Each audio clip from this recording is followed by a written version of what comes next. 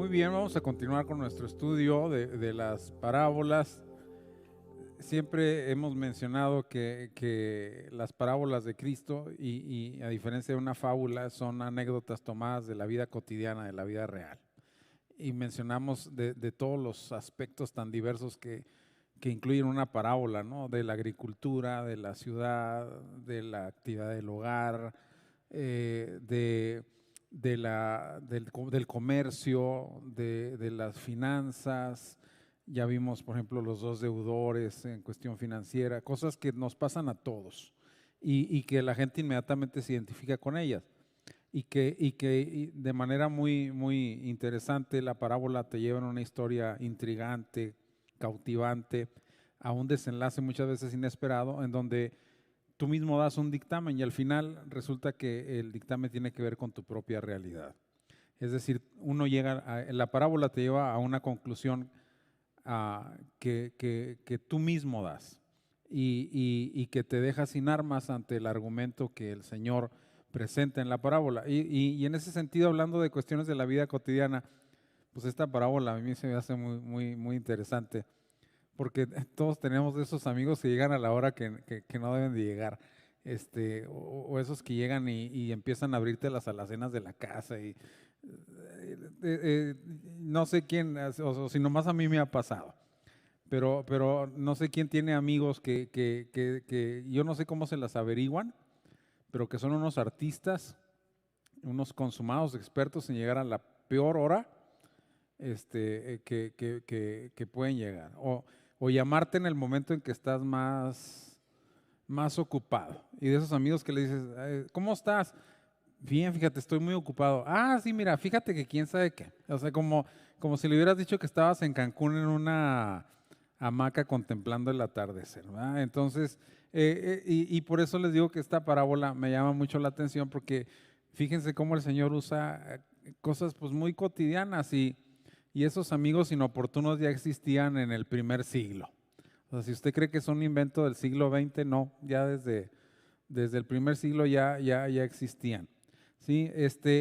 Y Cristo usa esa ilustración de la parábola, como lo estuvo mencionando también el pastor en la clase pasada, porque está tratando de un tema que tiene que ver con la oración, y el Señor siempre saca enseñanzas de las circunstancias que está viviendo con la gente y con sus discípulos. Cuando el Señor habla del rico insensato, por ejemplo, es porque a alguien ahí le dice que mi hermano parta su herencia conmigo, y de eso Cristo saca una enseñanza. Y en este caso también dice que Cristo termina de orar. Cristo está en una dinámica de oración que no escapa al escrutinio de los apóstoles que siempre están con él, y que los apóstoles empiezan a dar cuenta de que la oración es una herramienta espiritual muy poderosa, y que mucha de la unción del Señor para sanar, para desarrollar su ministerio, tiene que ver con la comunión que tiene con su Padre a través de la oración. Y entonces ellos empiezan a curiosear y a sentirse intrigados en cómo pueden ellos apropiarse de esa herramienta también. Cuando yo veo que algo es funcional, que algo trae beneficios, pues yo lo quiero apropiar para mi propia dinámica. Es algo que todos hacemos. Y cuando Cristo termina de orar, uno de sus discípulos, muy probablemente en representación de los demás, le dice: Señor, enséñanos a orar. Estamos viendo que en la oración hay una fuente de bendición para nosotros, hay una fuente de poder. Vemos cómo tú oras y Dios te responde, y quisiéramos tener esa misma experiencia nosotros, somos tus discípulos. Dice, y es probable que el discípulo que le pidiera eso a lo mejor fuera Juan, porque Juan era un discípulo de Juan el Bautista, y le dice: enséñanos a orar, como también Juan le enseñó a sus discípulos. O sea, Juan el Bautista tenía discípulos también cuando empezó su ministerio, y dice que les enseñó a orar. Y entonces probablemente ese discípulo fue enseñado por Juan, Pero al ver la oración de Cristo dice, no, pues esto es otro nivel. Y yo quiero que tú nos enseñes a orar también, así como Juan les enseñó a orar a sus discípulos. Y ahí dice, sabemos que Juan y Andrés eran originalmente discípulos de Juan el Bautista antes de ser discípulos de Cristo. Juan, hermano de Jacobo, y Andrés, hermano de Pedro. Sabemos incluso que fue Andrés el que evangelizó a Pedro, el que trajo a Pedro ante el Señor. Incluso en cuestión evangelística, cuando se hacen actividades donde incluso nosotros lo hacemos con ustedes, cuando les decimos traigan a alguien al templo, inviten a alguien a la casa de Dios. A lo mejor ustedes no se sienten con las capacidades para presentar el mensaje, para convencer, para persuadir, para evangelizar, pero pueden traer a alguien, decirle, pero ven a la casa de Dios a que escuches un sermón que el pastor va a predicar ahora, un sermón muy bonito sobre el infierno, ¿verdad? Y entonces ya se lo traen. Y entonces, y a eso le llamamos en evangelismo Operación Andrés, ¿sí? Porque Andrés fue el que trajo a Pedro. Pero al final Andrés era un discípulo de Juan el Bautista. Y Juan, el hijo de Zebedeo, hermano de Jacobo, escritor del Evangelio de Juan y del Apocalipsis de Juan y de las 3 cartas de Juan, también era discípulo de Juan el Bautista. Entonces es muy probable que fuera uno de ellos el que le hiciera la petición. Pero al final, pues no sabemos, ¿verdad? No sabemos con certeza qué discípulo le rogó a Jesús que le enseñara a orar. Lo que sí podemos hacer es agradecerle a ese discípulo anónimo, porque no sabemos quién es, porque en respuesta a esa petición tenemos la oración del Padre Nuestro, ¿verdad? Es como cuando decimos, y lo dijimos en la parábola del buen samaritano, ¿cómo tenemos que agradecerle a ese escriba cuando le preguntó a Cristo, ¿y quién es mi prójimo? Porque de ahí Cristo enseña la hermosísima parábola del buen samaritano. De aquí, pues tenemos que agradecerle a ese discípulo, que haya hecho eso, porque gracias a eso tenemos la oración modelo del Padre Nuestro, que Cristo menciona después de esa pregunta. Pero una vez que Cristo les enseña a orar, les ustedes van a orar así: Padre nuestro que estás en los cielos, santificado sea tu nombre, venga a tu reino, hágase tu voluntad. Y hemos explicado muchas veces la estructura de esa oración modelo y lo que representa cada enunciado en esa oración. Cristo refuerza la enseñanza utilizando otra parábola con el claro propósito de animar a sus discípulos a orar con confianza ante Dios como su Padre. Ya Cristo había utilizado una parábola para reforzar un aspecto de la oración, que era la constancia y la permanencia en la oración, orar en todo tiempo, en toda circunstancia, en la parábola de la viuda y del juez injusto, que ya la analizamos también. Era una parábola que tenía como propósito enseñar a los discípulos o exhortar o animar a los discípulos, dice, a orar siempre y no desmayar. Entonces es un aspecto de la oración perseverante, la oración que no desmaya, que no se desanima, incluso ante las circunstancias difíciles. Sigues orando, sigues orando. Sí, esas personas que oran por su cónyuge para que se convierta y pasa un año y no se convierte, pero sigue orando y sigue orando. Como le platiqué una ocasión en Tabasco, me encontré con una mujer que me dijo, yo oré por mi esposo 25 años hasta que se convirtió. Pues es una oración que no desmayó, ¿verdad? Que no desmayó. Pero entonces, ese es un aspecto de la oración. Pero aquí Cristo nos enseña otro aspecto de la oración, que es de venir ante Dios con confianza. ¿Sí? Es lo que diría más adelante el escritor a los Hebreos. Acerquémonos pues confiadamente. ¿Sí? Y para eso utiliza la mejor ilustración que puede. El típico amigo que todos tenemos, que llega a la peor hora, pero que llega como Pancho por su casa, porque sabe que eres su amigo y que le vas a ayudar. Entonces, si nos regresamos tantito, dice, el propósito de animar a sus discípulos entonces a orar con confianza ante Dios como su Padre, ¿sí? porque en la parábola de la vida y del juez injusto se nos enseña a orar perseverantemente en base a un atributo de la divinidad, que es un Dios justo, ¿sí? Porque dice, si el juez injusto, en esa parábola utiliza el contraste, dice, si el juez injusto hizo justicia en base a la perseverancia de la mujer, a que estuvo a dale y dale y dale, pues Dios que es justo y que es bueno, no te va a contestar a ti. Entonces, ahora Jesús nos enseña a orar no solo con perseverancia, sino a venir a orar con confianza, ¿sí? Ante Dios en base ya no al carácter de Dios, sino en base a la relación que nosotros tenemos con Él como Padre, ¿sí? Entonces, esa es una parábola que les digo que es muy semejante a la de la viuda y del juez injusto, porque tratan aspectos de la oración y nos enseñan diversas dinámicas en la oración particular, muy básicas, pero que muchas veces se nos olvida, ¿sí? Muy bien. Como dije, pero mientras la anterior nos motiva a la perseverancia, basándose en el carácter justo y bueno de Dios, aquí se nos propone venir ante Él con nuestras peticiones en base a nuestra filiación y en base a nuestra confianza, ¿sí? Como lo sería en la relación entre dos amigos, ¿sí? Inclusive, como se verá más adelante, Cristo refuerza la parábola con otra figura aún más íntima y cercana, la de un padre supliendo la necesidad de su hijo, porque refuerza todavía, dice, ¿quién de vosotros si su hijo le pide un pan, le dará una piedra? Entonces dice, vengan con Dios, Dios no les va a dar o no los va a decepcionar en la oración, en el sentido de que Dios va a contestar y Dios va a suplir la necesidad.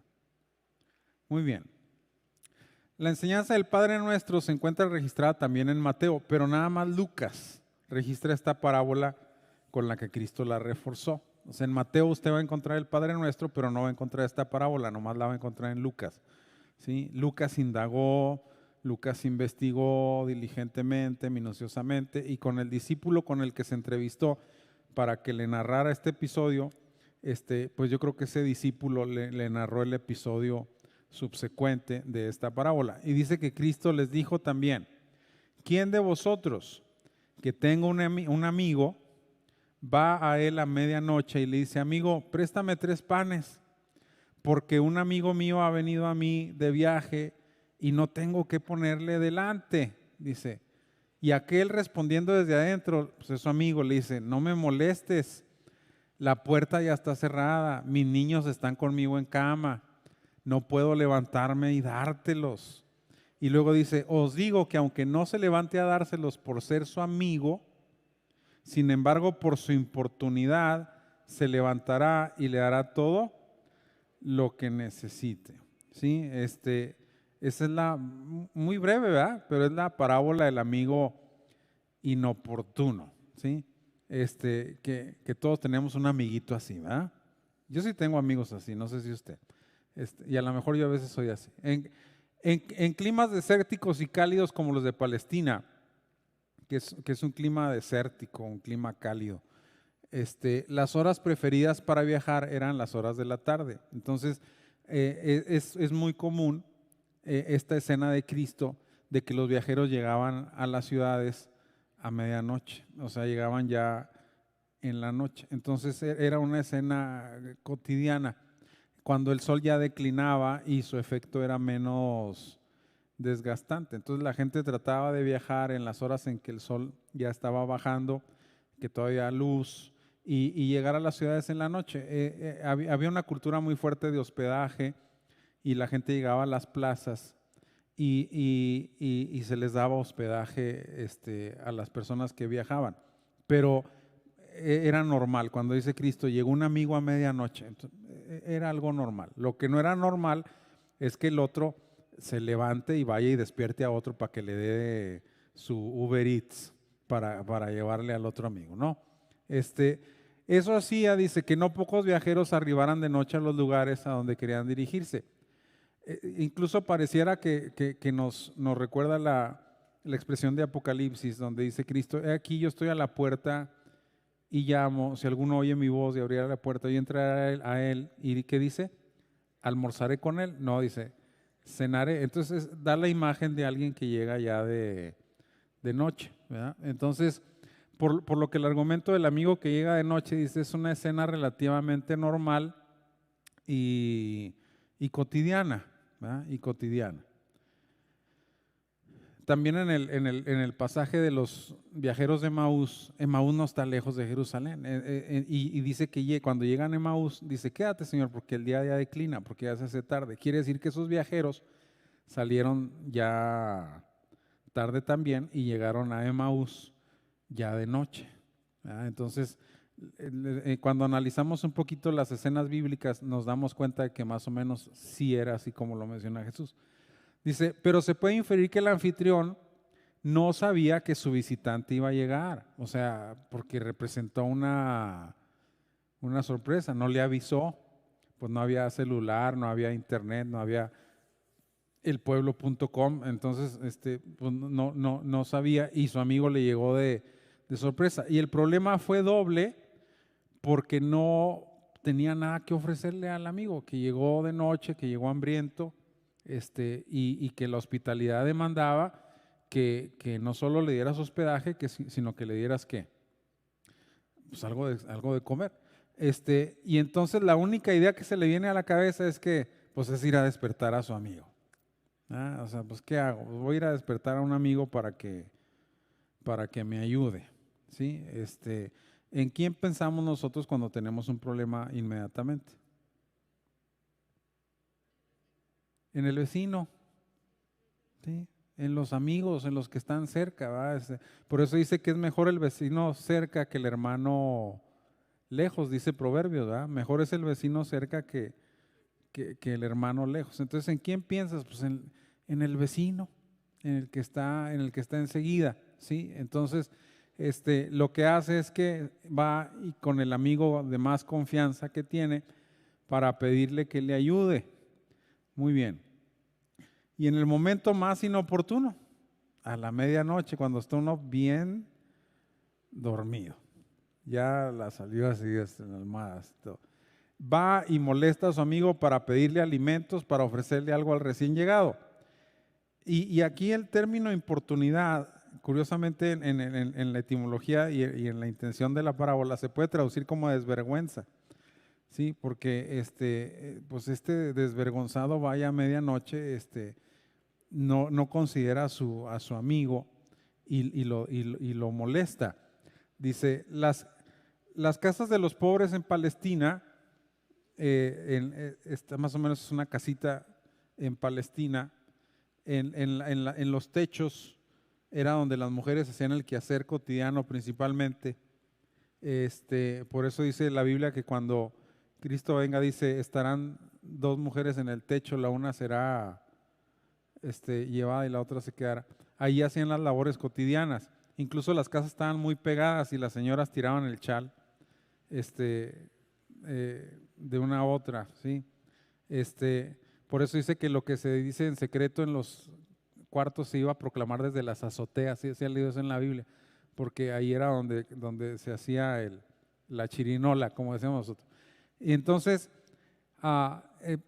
pero las casas eran un cuartito que no tenía más que una habitación, o sea, era una habitación grande, una sala, por así decirlo, con una ventana para ventilación y el suelo era de tierra cubierta con cañas o con paja. Así eran las casas bien sencillas para que el que se agüita por tener una casa de Infonavit pues no se sienta mal. Estas estaban peor. Dice que había un brasero encendido toda la noche alrededor del cual dormía toda la familia y no en camas sino como en literas, como en colchonetas. Ponían unas colchonetitas así alrededor de un brasero circular y todos se acostaban así alrededor del brasero, que se quedaba nada más, lo tapaban para que generara poquito calor y poder dormir. Era corriente que las familias fueran numerosas y dormían juntas para darse calor. Y a lo que voy es que si uno se levantaba en la noche, pues ya despertabas a todos. Sí, pues obviamente despertabas a todos. Además, en las aldeas era costumbre meter en la casa por la noche el ganado, corrientemente las gallinas y las cabras. La casa era una sola habitación, pero tenía como 2 pisos, y en el piso de abajo era el establo. Y entonces en la noche metían allá todos los animales que estaban en el día pastando y afuera, los guardaban para que no se los robaran, y ahí metían a todo el animalero, y la gente se dormía en el piso de arriba. O sea que levantarte en la noche era un soberano relajo. Dice, toda nos sorprende que el hombre de la casa no quisiera levantarse, pero el amigo necesitado seguía ¿qué? Seguía llamando sin vergüenza, dame 3 panes, dame 3 panes. Yo no tengo, ¿sí? Hasta que el de dentro, con toda la comunidad inquieta para entonces, ¿qué acaba de hacer? Pues se levanta. Ya, para que se vaya y me deje descansar, ¿sí? Es un amigo que inoportuno, ¿sí? Muy bien. Todos conocemos, como les digo, gente que se comporta de esa manera. Son las personas que definimos como desconsideradas y se las arreglan para llegar en el peor momento, y como les digo, parece que hacen de ello un arte, ¿verdad? Llegan en el peor momento posible. ¿Alguien ha tenido una experiencia así? Que llega alguien en el peor momento posible, ¿sí? Y que no le importa, ¿verdad? Llegan y se meten como si nada. Bueno, sí hay gente así. Así parece percibirlo su amigo, quien le reclama el venir a estas horas de la noche a pedir algo que implica que toda la familia se despierte. Pero al final, dice, la importunidad y la insistencia del visitante hacen que su amigo le dé todo lo que necesita, con tal de que lo vuelva a dejar en paz. Por eso les digo que se parece a la parábola de la viuda y del juez injusto, porque la viuda está insistiéndole al juez, y el juez, ¿por qué le hace justicia? ¿Porque es justo? No, es un juez injusto, es un corrupto, ¿sí? La viuda no le puede ofrecer soborno, es pobre, pero como la viuda está muele y muele y muele, dice, ya me tiene hasta la coronilla, entonces le hace justicia porque está insistiendo de manera constante. Lo mismo pasa aquí. El amigo llega en el peor momento, en las peores circunstancias, molesta a toda la familia, despierta a toda la gente, pero al final recibe lo que quiere, porque está ¿qué? Insistiendo, ¿sí? Está insistiendo. La lección de Cristo es que si ese hombre no se sintió avergonzado para pedirle a su amigo, a pesar de enfrentar su molestia y su recriminación, nosotros no deberíamos de sentirnos impedidos de venir con libertad y con confianza a pedirle a nuestro Padre Celestial, ¿sí? De poder venir con libertad y de poder venir con confianza a pedirle a nuestro Padre Celestial, y de poder hacer de nuestra oración de petición una oración de fe, ¿sí? No de venir a ver si Dios quiere o voy a importunar a Dios, no, de venir con libertad y de venir con confianza, y la confianza es con fe, ¿sí? Con la seguridad de que Dios me va a escuchar, con la seguridad de que mi oración va a ser recibida en el trono de la gracia de Dios, y que en ese sentido Dios me va a ayudar, ¿sí? Y Dios me va a responder, ¿sí? Porque tal vez el otro amigo puede haber dicho, yo tampoco tengo panes, pero Dios tiene todo. Los recursos le pertenecen a Él en todos los sentidos. Y dice, venir con confianza para pedir a nuestro Padre Celestial. Como mencionamos, la base de la exhortación aquí dice, no es como en el caso de la viuda, el carácter justo y bueno de Dios, sino nuestra relación con Él como hijos. A diferencia de aquel hombre que no quería ser molestado, dice, Dios quiere que su pueblo acuda a Él en oración, en la franca invitación, y yo os digo, pedid y se os dará. Después de la parábola, Cristo menciona esta expresión que todos conocemos. Dice, pues si este amigo inoportuno fue y recibió lo que pidió, a pesar de todas sus desconsideraciones y desvergüenzas, pues ustedes pidan también. ¿sí? Ustedes no van con un amigo que se va a enojar, ustedes vienen con su Padre Celestial y por eso dice, pedid y se os dará, buscad y hallaréis, llamad y se os abrirá. ¿Sí? Una, una manera muy interesante de ilustrar esto es ver la manera en que nuestros hijos actúan con nosotros. A mí me llama mucho la atención que yo les digo a mis hijos, vamos a salir a pasear o vamos a ir a un viaje. Y ellos se ponen muy contentos y se suben al carro. Y ellos no preguntan si yo traigo para la gasolina. Ellos no preguntan si yo sé llegar a ese lugar. Ellos no preguntan si se hizo una revisión al carro para que no vaya a fallar algo en la carretera. Ellos se suben con toda la seguridad de que yo los voy a los voy a llevar hasta el lugar donde les dije. Entonces, qué importante es que cuando Dios nos dice algo, nosotros reaccionemos así, con la fe de un niño, y de un hijo, porque ellos tienen toda la confianza en sus padres, ¿verdad? Ahora que veníamos nosotros de viaje de regreso, nos agarró una tormenta ciclónica de lluvia muy fuerte y pues yo venía manejando tenso por la lluvia, Liliana venía conmigo también checando y todo, y los niños dormidos en la tormenta, bien a gusto, porque tenían toda la confianza que su papá iba manejando. Y qué importante que en las tormentas de la vida nosotros así vayamos confiando en que el Señor tiene el control de todo, ¿verdad? O sea, ver la reacción de un niño en la relación con su padre nos ayuda mucho a entender cómo debemos acercarnos nosotros a Dios. Por eso dice la Escritura Santiago, pero el que pide, pida con fe, no dudando.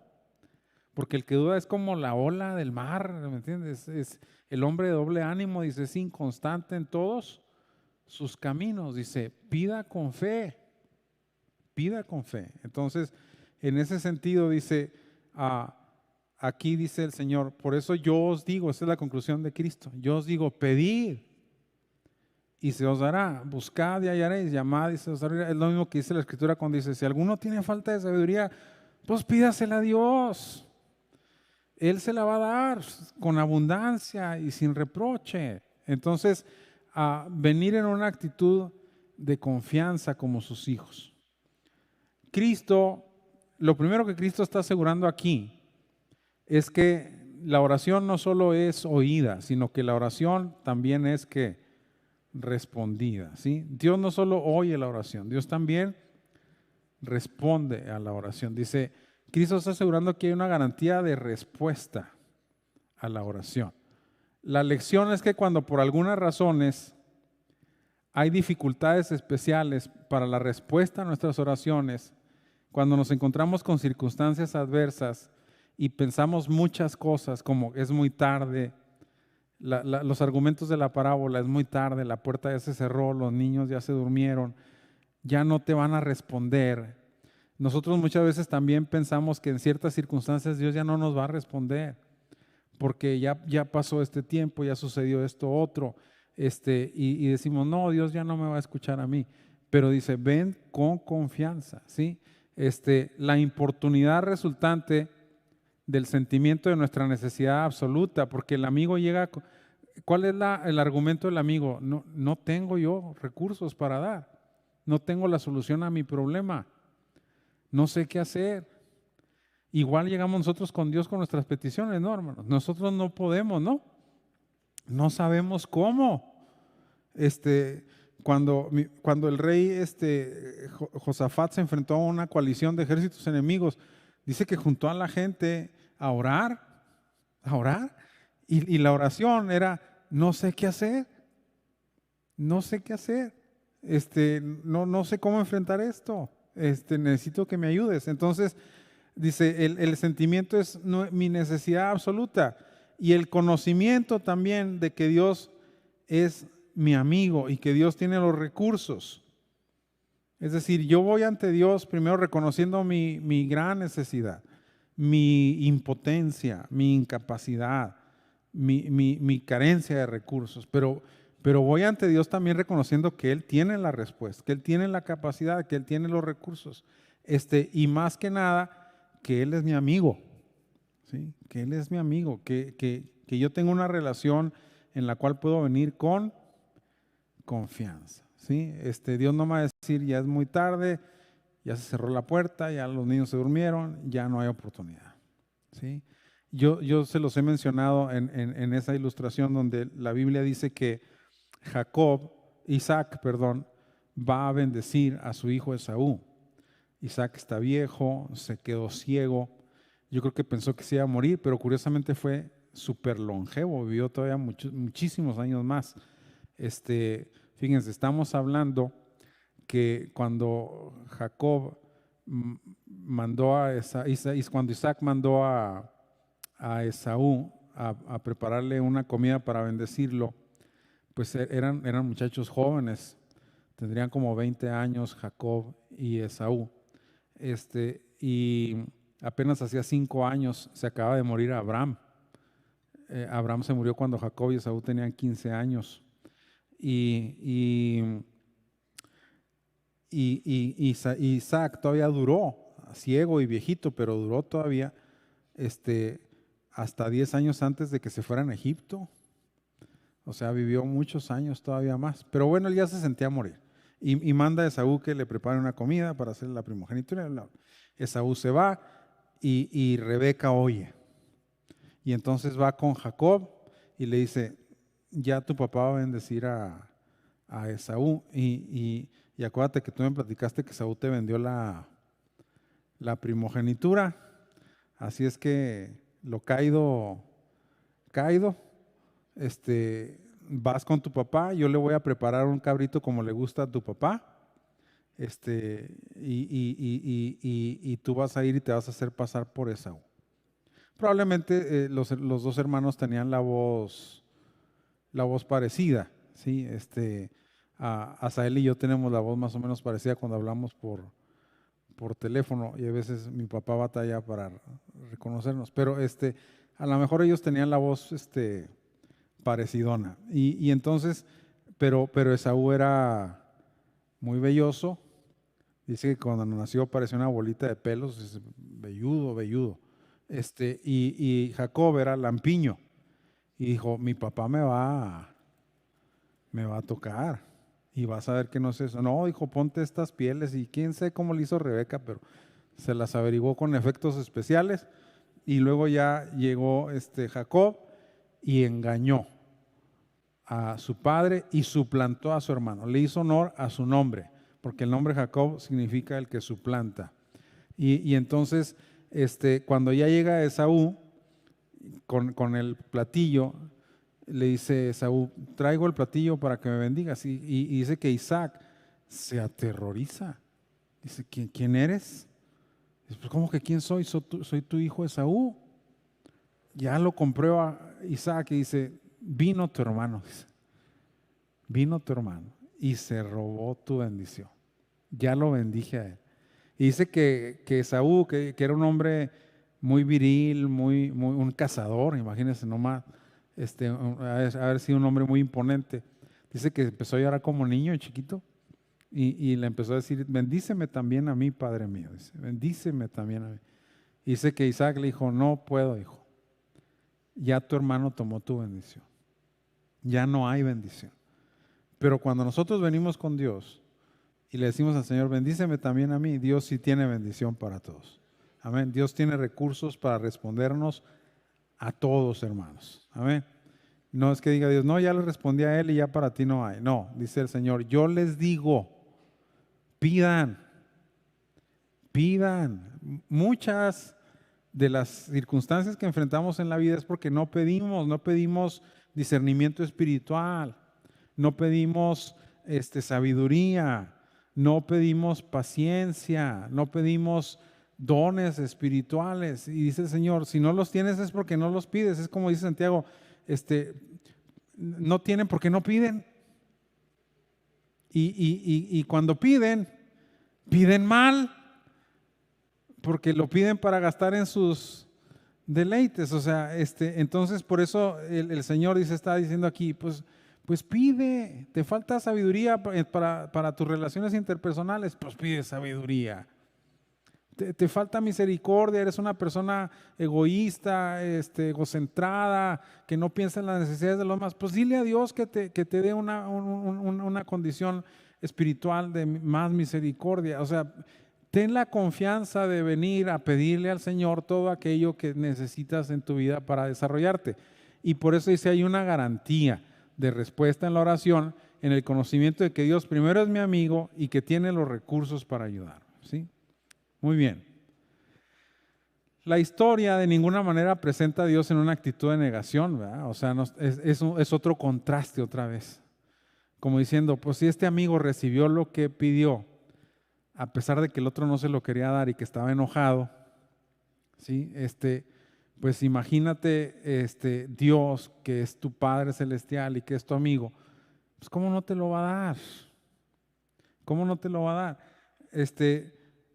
Dice, la historia de ninguna manera presenta a Dios en una actitud de negación para darnos lo que pedimos, a menos que insistamos incesantemente. Eso no está diciendo la parábola. La parábola no está diciendo, tienes que llegar a Dios y estar muele y muele y muele. No, lo que la parábola te quiere enseñar es que llegues con Dios con confianza. ¿Sí? Que llegues con Dios con confianza. Dios no demanda en nuestra perseverancia para contestarnos como un capricho de Él, decir, si no perseveras no te contesto. No, Dios no es así. Dios demanda nuestra perseverancia como una evidencia de nuestra dependencia total de Él, de que es la evidencia de que yo no tengo otro recurso más para acercarme a Dios más que ese, más que Él. En momentos donde todo lo demás no sirve para nada, donde todos los demás recursos no me pueden ayudar, donde nadie me puede sacar del problema que tengo, solo Dios lo puede hacer, ¿sí? Dice, la perseverancia en ese sentido es evidencia de ¿qué? De fe. ¿Por qué vengo con Dios una y otra vez? Porque confío solamente en ¿quién? En Él. Como dice Jeremías 17, maldito el hombre que confía en el hombre y pone carne por su brazo, pero bendito el hombre que confía en Jehová. ¿Sí? Entonces, en ese sentido, el perseverar en la oración es una evidencia de que yo confío solamente en Dios para salir adelante en la dificultad que estoy experimentando, en la situación que estoy viviendo. Y si somos honestos, hermanos, muchas veces hemos estado en crisis o en problemas y no hemos evidenciado que Dios es nuestra única respuesta. No nos hemos volcado en una vida de oración y de clamor a Dios, manifestándole que Él es nuestra única respuesta. Volteamos a ver otros lados, volteamos a ver otros recursos. Ya cuando no queda nada es Dios, y hay veces ni aún así mostramos en nuestra dinámica de oración una dependencia así total. Cuando David pecó con Betsabé y que vino un juicio de Dios y que Dios le dijo que el niño que había tenido con Betsabé iba a morir, dice que David se volcó en una dinámica de oración y ayuno incesante. 7 días hasta que el niño murió. Pero ella era un juicio de Dios que Dios había determinado. Pero vea la actitud de David. O sea, la actitud de David es, pues si Dios no lo resuelve, a mí ningún médico, él no fue a buscar un médico para que sanara al niño o a buscar una medicina que lo pudiera curar. Él se fue con el único que lo podía ayudar y se volcó en una dinámica de entrega completa, ¿sí? Hasta que se definiera la voluntad de Dios. Entonces, en ese sentido, nosotros, se lo digo porque muchas veces tratamos con personas que tienen problemas y crisis muy serias, pero en su vida de oración no parece, porque si no estarían pegados al altar y estarían clamando y estarían rogando y estarían llorando y estarían entregados a una dinámica de insistencia y de clamor. Y por eso dice, ven con confianza, pide y se te va a dar, busca y vas a hallar, llama. Porque está hablando del amigo ese que está llamando, dice, llama y se te va a ¿qué? Y se te va a abrir. Porque en el reino de Dios, porque las parábolas enseñan lecciones del reino de Dios, dice, el que pide, recibe. Y el que busca, halla. Y el que llama, se le abre. Esa es la dinámica del reino.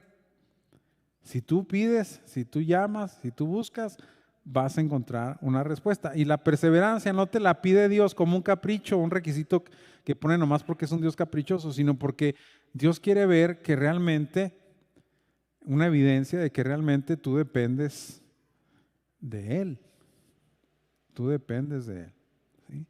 ¿Por qué Dios libró a Josafat? Porque pues, en lugar de ponerse a hacer una estrategia militar, dijo, no, Dios es el único que me puede ayudar. Y se vino todo el pueblo y empezaron a ayunar, y empezaron a orar, y empezaron a clamar, y Dios contestó.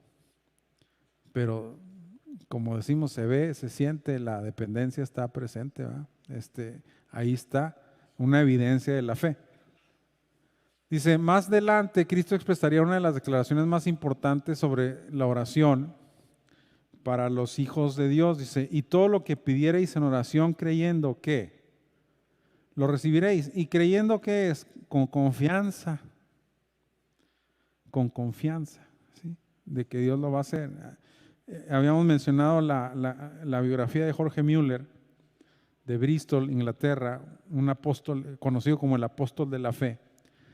Y en la historia de Müller, que les hemos contado varias veces, Dios lo llamó a establecer un orfanatorio para rescatar niños huérfanos en Inglaterra. Y Dios trató con él a través de la palabra para que en su dinámica de operar el orfanatorio, él dependiera solamente de Dios. Y él dijo, no le voy a decir a nadie lo que necesito, solamente se lo voy a decir a Dios. Porque la Escritura dice todo esto acerca de la oración. Y entonces él compró un diario y entonces en las noches iba a Dios en oración y le manifestaba todas las cosas que él necesitaba, solamente a Dios. Y Dios le respondía y él anotaba en el diario la respuesta de Dios. Y durante décadas, hermanos, más de 30 años, imagínense la cantidad de niños que pasaron por los orfanatorios que él fundó, porque fueron muchos, Dios siempre respondió a sus peticiones. Construyó orfanatorios, sostuvo a todos esos niños de una manera milagrosa, solamente pidiéndole a Dios en oración lo que él necesitaba, porque llegaba ante Dios con confianza. ¿Sí?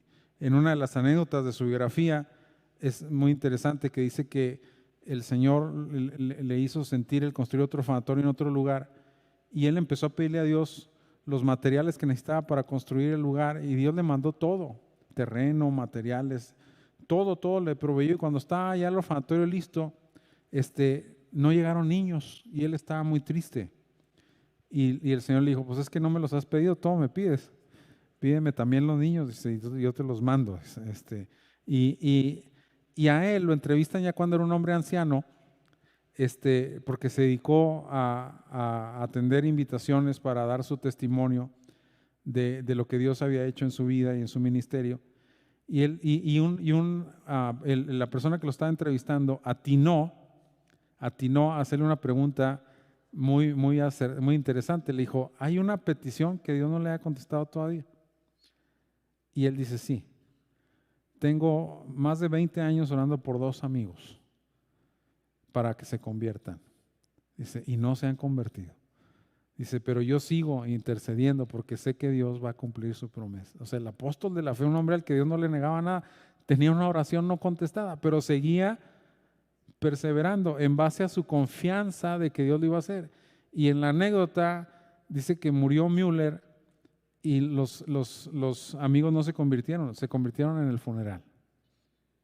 O sea, Dios siempre responde, ¿me entiende? Nada más que tiene que hacer una oración, dice, con fe, venir con confianza de que el Señor me va a escuchar, de que soy su hijo y de que el Señor me va a responder, ¿sí? Entonces, en ese sentido dice, todo lo que pidiereis en oración, creyendo. El medio para recibir no es declarar, es orar, ¿sí? Porque dice, todo lo que pidiereis en oración, y el medio, la fe, ¿sí? ¿Lo vas a qué? Lo vas a recibir. Dice, estas exhortaciones del maestro no dejan lugar, nos dejan algunas lecciones importantes que no deben de ignorarse en la parábola, ¿sí? ¿Qué lecciones? Bueno, lo que estamos diciendo primero. Las peticiones que se contestan provienen de una vida ¿de qué? De oración. Si usted no ora, pues nadie le va a contestar nada. ¿Sí?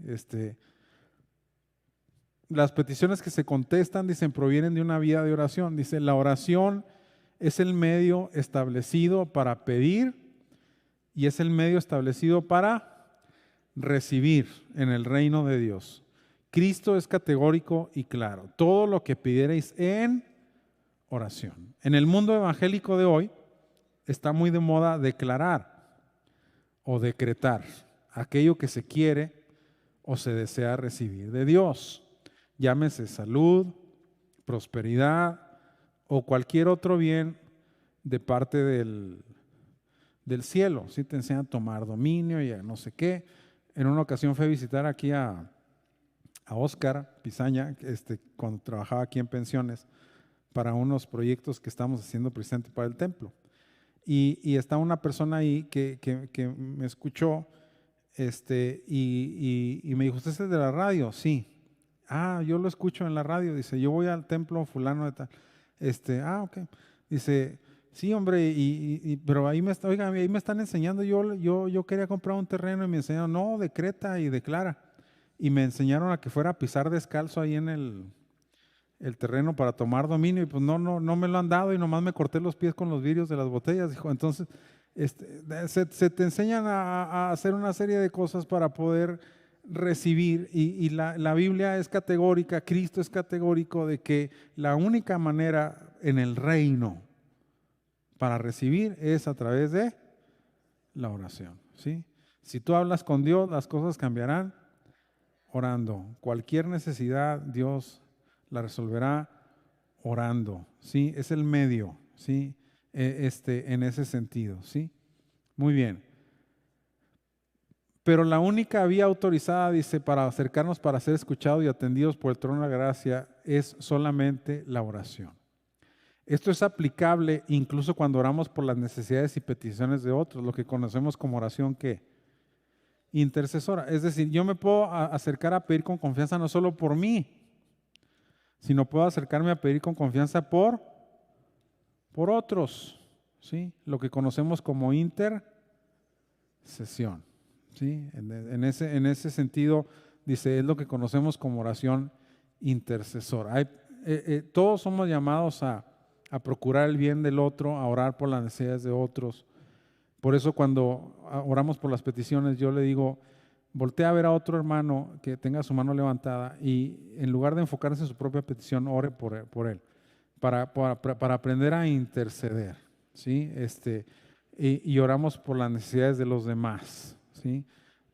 No nos va a pasar lo que dicen que estaban dos personas orando en el muro de los lamentos en Jerusalén, donde muchas personas van a orar y piensan que de alguna manera mística Dios va a contestar sus peticiones porque están ahí en el muro de los lamentos. Y estaban dos ahí orando y uno estaba haciendo mucho ruido, el otro era un millonario que debía $10 millones y estaba pidiéndole al Señor que la deuda le fuera perdonada y remitida, pero el otro no dejaba oír y entonces dice, bueno, pues ¿tú qué estás pidiendo? No, dijo, es que debo $10,000 y quiero que me perdonen. Digo, toma, dijo, toma ya, vete y déjame orar a mí aquí a gusto.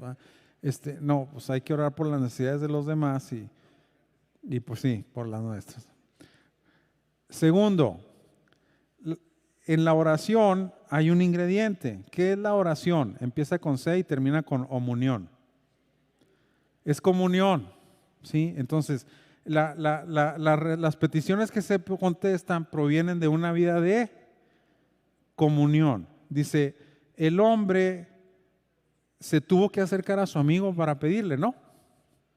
Tuvo que ir hasta donde estaba su amigo. O sea, el hombre de la parábola no lo hizo a la distancia. Él tuvo que ir y tuvo que despertar a su amigo y tuvo que exponerle su necesidad. Dice, el hombre se tuvo que acercar a su amigo para pedirle. La oración, como todos sabemos, es comunión con Dios y en la comunión se encuentra también el secreto de la respuesta a la oración. La persona que tiene comunión con Dios y la comunión se obtiene a través de una vida de oración, recibe respuestas. Yo no conozco a ningún otro hombre en la Biblia que haya recibido respuestas a la oración tan poderosas como Elías. El mismo escritor del Nuevo Testamento dice, Elías era un hombre con pasiones semejantes a las nuestras, pero oró para que no lloviera y no llovió 3 años.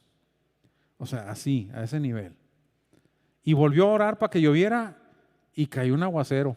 O sea, un hombre que Dios le respondía inmediatamente a la oración. Pero ¿cuál era el secreto? Su comunión. Cuando llega con Acab y con Jezabel, dice, vive Jehová delante de cuya presencia estoy. O sea, el hombre está diciendo, yo tengo una comunión permanente con Dios. No vengo a hablarte de Dios como algo que no conozco. Vengo de su presencia. Vengo de su presencia. Estoy delante de su presencia. ¿Sí? Otro hombre que recibía respuestas tremendas a su oración era Daniel. ¿Sí? Dice que el mismo ángel hasta se disculpa. Daniel, perdón, desde que oraste se dio la orden para que se te diera la respuesta, pero se me opuso el príncipe de Persia y tuve que pelear con él, pero aquí viene la respuesta de Dios ya.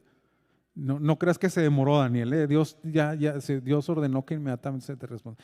O sea, gente que recibía respuestas a la oración increíbles y dice uno, ¿y de qué? Pues, ¿qué hacía Daniel?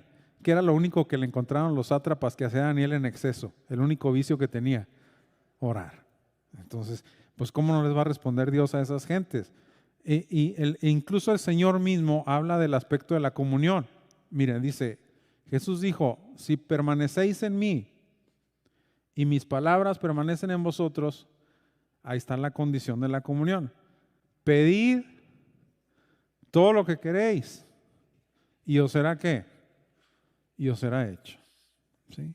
Pedid todo lo que queréis y os será hecho. ¿Sí? Ahí está el contexto de la oración. Dice, una relación de comunión íntima con Dios y que se mantiene constante a través de una vida de oración es una garantía de respuesta a nuestras peticiones. De hecho, Cristo no está dando una nueva revelación. A mí siempre me ha gustado muchísimo una frase de los Salmos que es base de mi oración o de mi dinámica de oración, donde dice, deleítate a sí mismo en Jehová. ¿Qué es deleitarte en el Señor? Pues contemplarlo, tener comunión con Él, estar en su presencia, disfrutar de su comunión. Deleítate a sí mismo en Jehová. Y ya con eso, hermano, dice, y Él te concederá las peticiones de tu corazón. ¿Sí? Y Él te concederá las peticiones de tu corazón. ¿Sí? Es como una dinámica en el sentido de decir, bueno, estás en comunión con Él, eres amigo de Dios, Dios te va a contestar. Cuando Dios se agrada de la vida de alguien, Dios responde y contesta las peticiones. Es como el rey Herodes cuando dice que esa muchachita Salomé bailó de una manera muy agraciada delante de los invitados del rey y tanto le agradó al rey que le dijo, pídeme lo que quieras. El rey, ¿por qué el rey le ofreció lo que quisiera? Hasta la mitad de su reino. Pues porque estaba el rey ¿qué? Complacido. El rey estaba complacido y dijo, pídeme lo que quieras. Luego ya la mamá dijo, la cabeza de Juan el Bautista. Dice que el rey le pudo mucho, porque él respetaba mucho a Juan, pero por causa del juramento, dice, y por causa de los invitados que estaban ahí, tuvo que cumplir.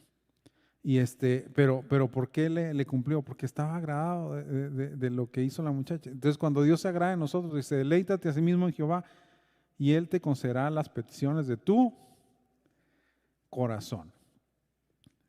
3, las peticiones que se contestan, también dice, provienen de una vida de obediencia. Fíjense, se llaman vida de oración, vida de comunión y vida de obediencia. Dice, el apóstol Juan escribiría años después, dice, y cualquier cosa que pidiéremos, la recibiremos de Él, porque guardamos sus mandamientos. Dice, y cualquier cosa que pidiéremos, la recibiremos de Él, dice, porque guardamos sus mandamientos. Y luego dice, y hacemos las cosas que son agradables delante de Él.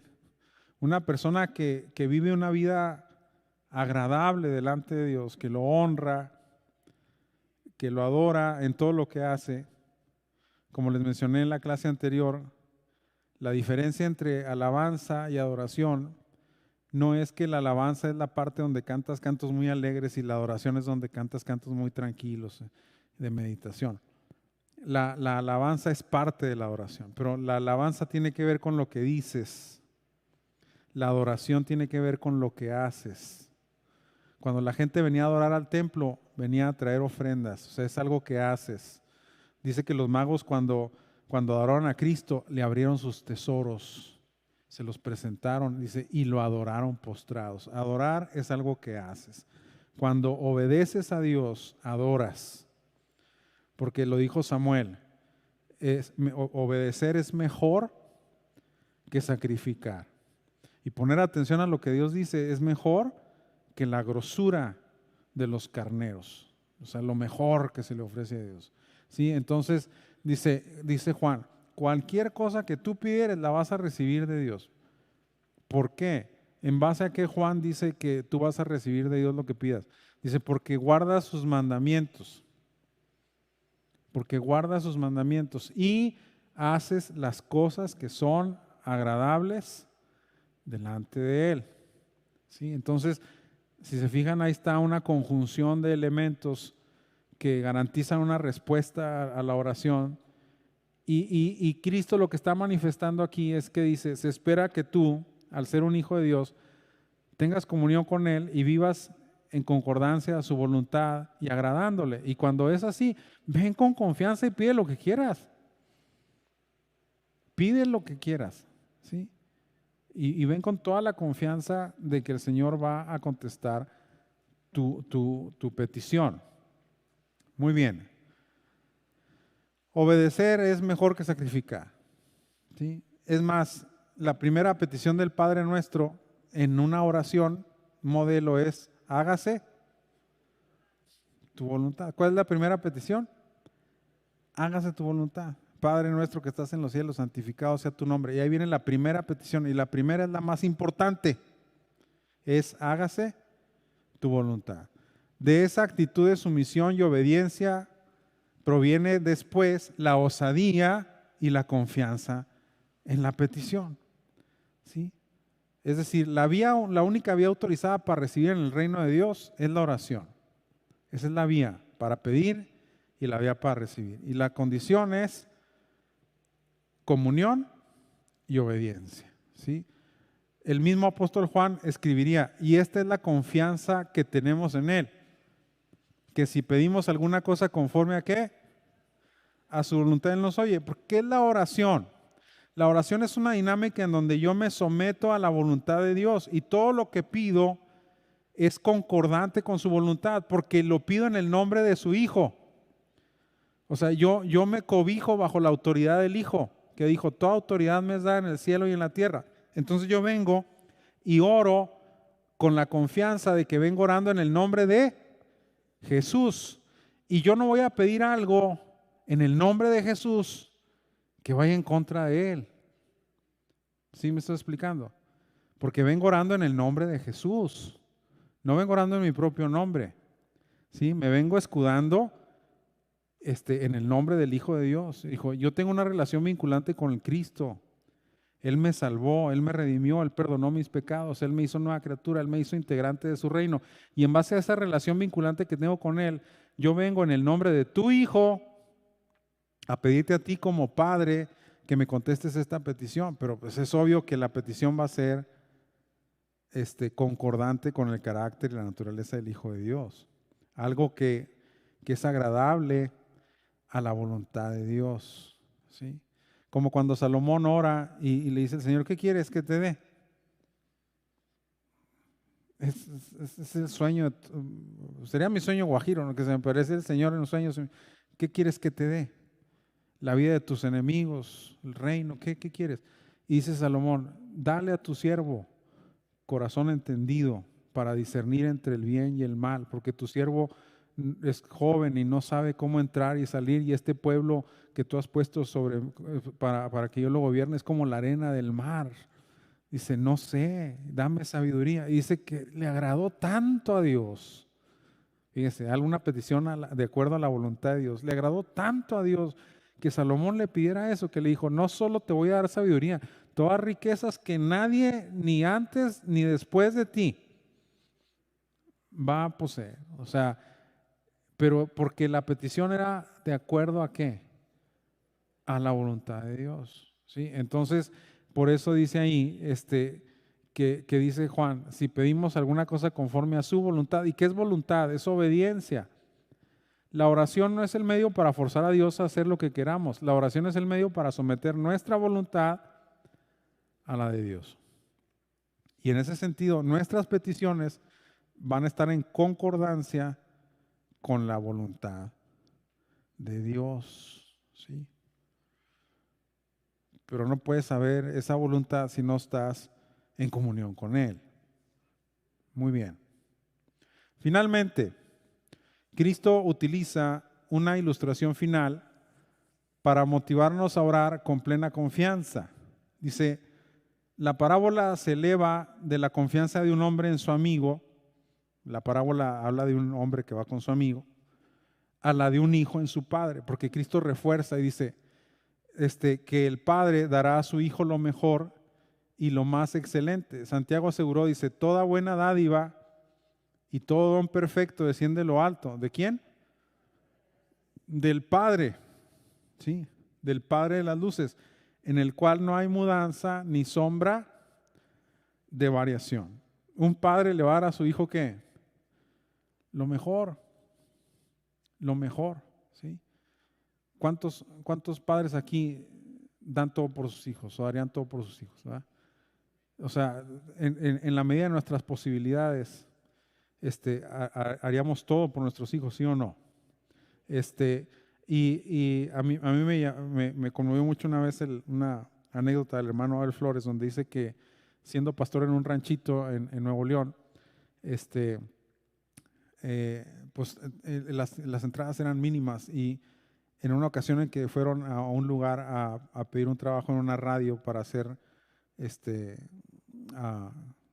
narrador y en una radio cristiana y poder también recibir un poco más de ingresos, llegaron a un Kentucky Fried Chicken con su bebé, con su niña chiquita y dice que no traían más que para un combo. Y entonces pidieron una pechuga y una ensalada y un biscuit. Y dice que todos estaban muriéndose de hambre, pero que dice, no, pues la niña se echó la pechuga, ¿verdad? La niña se estaba comiendo la pechuga y la ensalada y mi esposa y yo nomás nos comimos, entre los dos partimos el biscuit por la mitad y eso nos comimos. Nos dijeron, ¿no van a querer más? No, dice, no traemos mucha hambre, ¿no? Pero al hijo le dan lo mejor, ¿verdad? Entonces, en ese sentido. Y dice, si nosotros, siendo malos, sabemos dar buenas cosas a nuestros hijos, ¿cuánto más nuestro buen Padre Celestial, ¿verdad? Nos dará lo que necesitamos? Y más que en Él no hay ¿qué?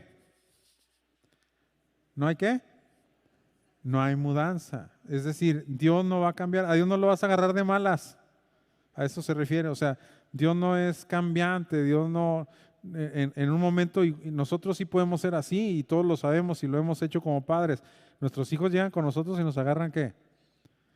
En un momento inapropiado, vamos a usar un término así medio light, en un momento inapropiado, ¿sí?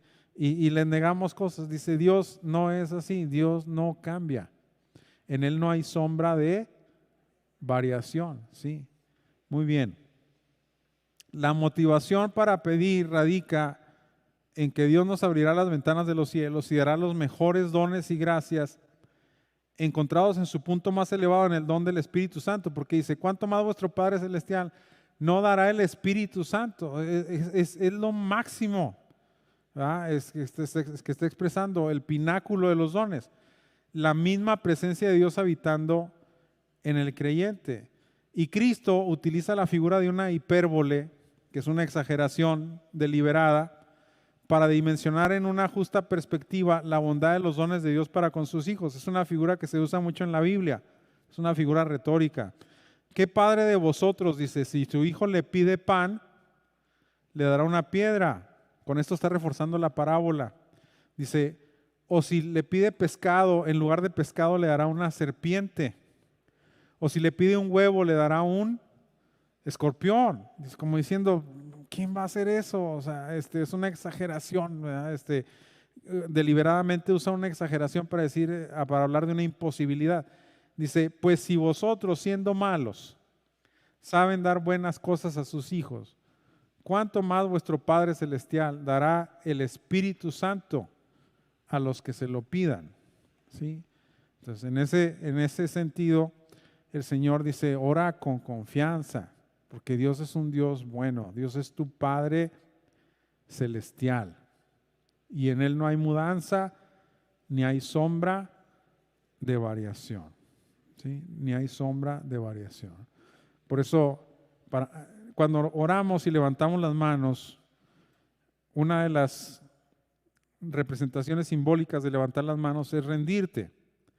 Levantan las manos porque como me rindo, yo me pongo en tus manos. Otra expresión simbólica de levantar las manos es dirigirnos hacia la divinidad en una actitud de exaltación. Pero la otra es una dependencia, como cuando un niñito te levanta las manos para que lo levantes. Y yo creo que hay pocas situaciones en las que lo sabemos como padres, cuando tu niño te pide que le des las manitas, ¿qué haces instintivamente? Lo agarras, ¿no? Entonces, para los discípulos, dice, no era de ninguna manera desconocida la acción del Espíritu Santo, porque el Señor le está diciendo, su Padre Celestial les va a dar hasta el Espíritu Santo, si se lo piden. Les va a dar lo mejor, hasta el Espíritu Santo. Y cuando los discípulos oyen eso, pues entendían bien la acción del Espíritu y sus efectos en la vida de los hombres y mujeres dirigidos por Él. ¿Por qué, hermanos? Porque los discípulos, ¿de qué le están pidiendo a Cristo? Enséñanos a orar, porque entendían que en la oración, en la dinámica de oración de Cristo, había una fuente de poder que espiritual. Y por eso Cristo cierra el cuadro diciendo, les va a dar el Espíritu Santo, porque es lo que los discípulos están pidiendo. Queremos orar para tener el Espíritu de Dios que obra en ti, que descendió como paloma en el bautismo de Juan. Conocían las historias de los jueces, ellos sabían muy bien en el libro de Jueces dice que Sansón, vino el Espíritu sobre Sansón y hizo esto, hizo lo otro, vino el Espíritu sobre Gedeón o sobre Jefté o sobre Barak o sobre Débora, dice, y lograban victorias sobrenaturales y gloriosas, y sabían perfectamente que también los profetas ejercieron su ministerio en base a la inspiración y a la dirección del Espíritu Santo. Lo dijo Pedro, sabemos que ninguna profecía es de interpretación humana, sino que los santos hombres de Dios hablaron siendo inspirados ¿por quién? Por el Espíritu Santo. Eso lo sabían ellos. Entonces cuando les dice Cristo, hasta el Espíritu Santo les voy a dar, pidan con confianza, ¿sí? Entonces, en ese sentido, si se fijan, toda la parábola impulsa a motivarnos a orar en base a esa confianza que tenemos en Dios. Muy bien. Ellos, dice, o sea, los discípulos, al igual que sus predecesores del Antiguo Testamento, los jueces, los profetas, los sacerdotes, iban a ser revestidos del poder del Espíritu Santo, pero como nunca antes en la historia de los tratos de Dios con los hombres. Lo que sucedería solo poquitas semanas después en el Pentecostés. ¿Y cómo los encontró ese primer derramamiento del Espíritu Santo? Orando. Ahí está. ¿Así o más claro? Así va. Sí. Yo creo que con eso entendemos entonces el propósito de la parábola. Y les digo, me encanta esta parábola porque todos tenemos un amiguito así. O todos hemos sido también un amiguito Un amiguito así. Y dice el Señor, si a ese le contestas, ¿ah?